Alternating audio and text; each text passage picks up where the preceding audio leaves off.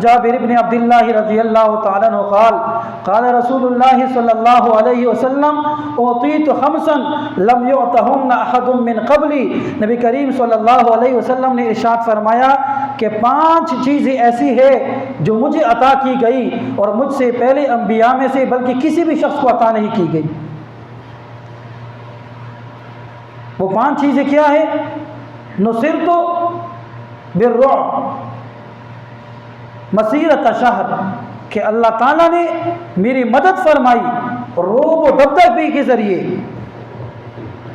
کہ 1 مہینے کی مسافت کے روب کی وجہ سے اللہ تعالیٰ نے میری مدد فرمائی۔ کیا مطلب؟ کہ نبی کریم صلی اللہ علیہ وسلم کے خوف سے کفار 1 مہینے کی مسافت پر ہوتے تھے لیکن ڈرتے ضرور تھے۔ تو پہلی چیز، جو چیز اللہ تعالیٰ نے نبی کریم صلی اللہ علیہ وسلم کو عطا فرمائی اور آپ سے پہلے نہ آپ کے بعد کسی کو عطا کی گئی، وہ کیا ہے؟ نصرت بالرعب، رعب و دبدبہ۔ غزوہ بدر کے موقع پر نبی کریم صلی اللہ علیہ وسلم کے گھر کے چاروں طرف سے کفار نے محاصرہ کیا ہوا تھا، چاروں طرف سے گھر گھیرا ہوا تھا، کسی کے اندر ہمت نہیں تھی کہ وہ آپ صلی اللہ علیہ وسلم کے قریب جا کر آپ صلی اللہ علیہ وسلم کے ساتھ لڑائی کرے۔ اور جب نبی کریم صلی اللہ علیہ وسلم باہر تشریف لائے تو مٹی کو زمین سے اٹھایا، ہوا میں اڑایا اور فرمایا کہ شاہت الوجود، ان کے چہرے خسارے میں پڑ جائے۔ تو مٹی کے ذرات ان کی آنکھوں میں پڑ کر اس قدر ہو گئے کہ ان کو نبی کریم صلی اللہ علیہ وسلم کی ذات نظر ہی نہیں آئی۔ تو یہ آپ صلی اللہ علیہ وسلم کی مدد ہے۔ ایک مرتبہ نبی کریم صلی اللہ علیہ وسلم غزوہ سے تشریف لائے، آرام کے لیے درخت کے نیچے پڑاؤ ڈالا، اپنی تلوار کو لٹکایا درخت کے ساتھ۔ ایک کافر آیا تو اس نے نبی کریم صلی اللہ علیہ وسلم کی تلوار کو دیکھا، ننگی تلوار کو دیکھا تو اس نے تلوار کو اٹھایا۔ نبی کریم صلی اللہ علیہ وسلم کی اسی دوران آنکھ کھلی تو اس نے سمجھا کہ آج تو نعوذ باللہ آپ صلی اللہ علیہ وسلم کی ذات کو ختم کرنے کا وقت آ چکا ہے۔ اس نے تلوار کو جب اٹھایا تو اس نے کہا یا رسول اللہ آپ مجھے بتائیے کہ اب آپ مجھے کون وہ ذات ہے جو اس وقت آپ کو مجھ سے بچا لے؟ نبی کریم صلی اللہ علیہ وسلم نے فرمایا اللہ۔ آپ صلی اللہ علیہ وسلم کی زبان مبارک سے اللہ کا لفظ نکلنا تھا کہ اس کافر کے ہاتھ سے تلوار گری، کب کبھی طاری ہوئی۔ نبی کریم صلی اللہ علیہ وسلم نے تلوار اٹھائی، پوچھا، فرمایا کہ تیرا کون ہے جو تجھے مجھ سے بچا لے؟ وہ کافر کب کب آیا، ڈرا، کوئی بچانے والا نہیں تھا، تو اس کے باوجود بھی نبی کریم صلی اللہ علیہ وسلم نے اس کو معاف فرمایا۔ لیکن جو میں بات کرنے والا تھا کہ نبی کریم صلی اللہ علیہ وسلم نے فرمایا کہ 5 چیزیں جو مجھے عطا کی گئی، مجھ سے پہلے کسی بھی نبی کو نہیں عطا کی گئی، ان میں سے پہلے کیا ہے؟ روب و دبدبے کے ذریعے مجھے نوازا گیا، میری مدد کی گئی۔ تو اس دوران میں دیکھیں کہ اللہ کے رسول کی زبان مبارک سے اللہ کا نام نکلنا تھا کہ اس کافر کے ہاتھ سے تلوار گر پڑی۔ یہ کیا تھی؟ کیا چیز تھی؟ کیا تھا؟ آپ صلی اللہ علیہ وسلم کا روب و دبدبہ تھا۔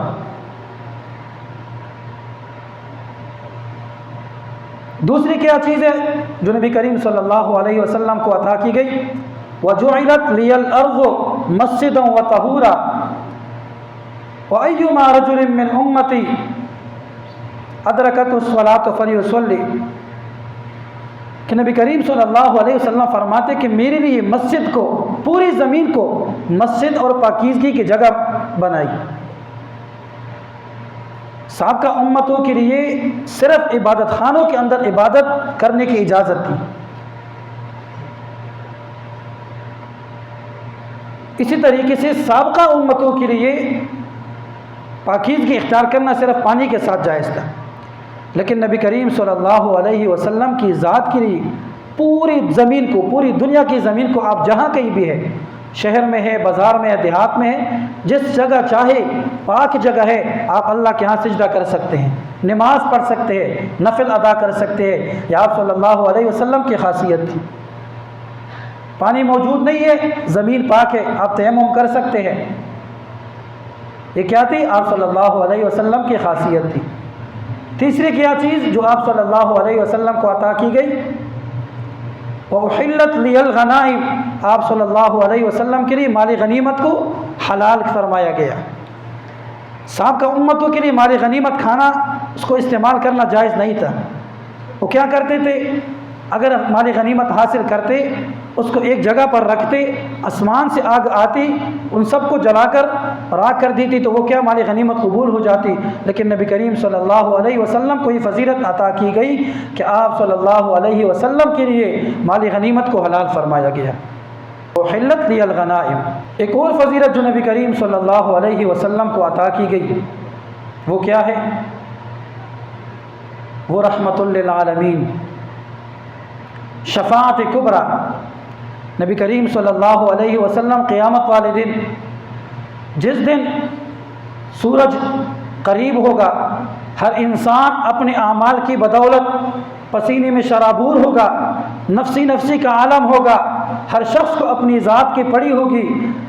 حضرت آدم علیہ السلام کے پاس امت تشریف لے کے جاتی ہے، کہیں گے کہ ابن آدم، اے آدم علیہ السلام، آپ تو ہمارے ابا جان ہے، آپ ہی اللہ کے ہاں ہماری سفارش قبول فرما لیجیے۔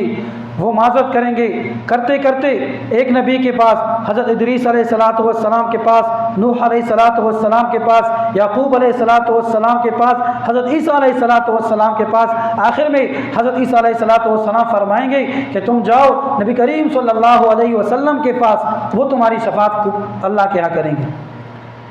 تو نبی کریم صلی اللہ علیہ وسلم زمین پر گر کر کے سجدہ کریں گے، رو رہے ہوں گے، آنسو بہائیں گے، اللہ کے ہاں روئیں گے، اپنی امتی کے نعرے لگائیں گے، اے اللہ میری امت کی شفاعت کو قبول فرما، اے اللہ حساب کتاب کا معاملہ شروع فرما۔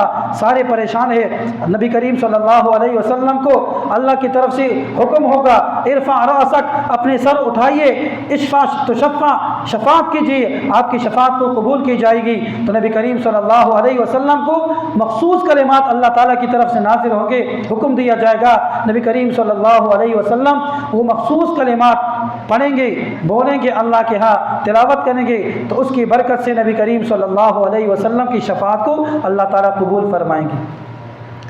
یہ کیا تھی؟ یہ آپ صلی اللہ علیہ وسلم کی خاصیت جو آپ صلی اللہ علیہ وسلم سے پہلے کسی کو بھی عطا نہیں کی گئی۔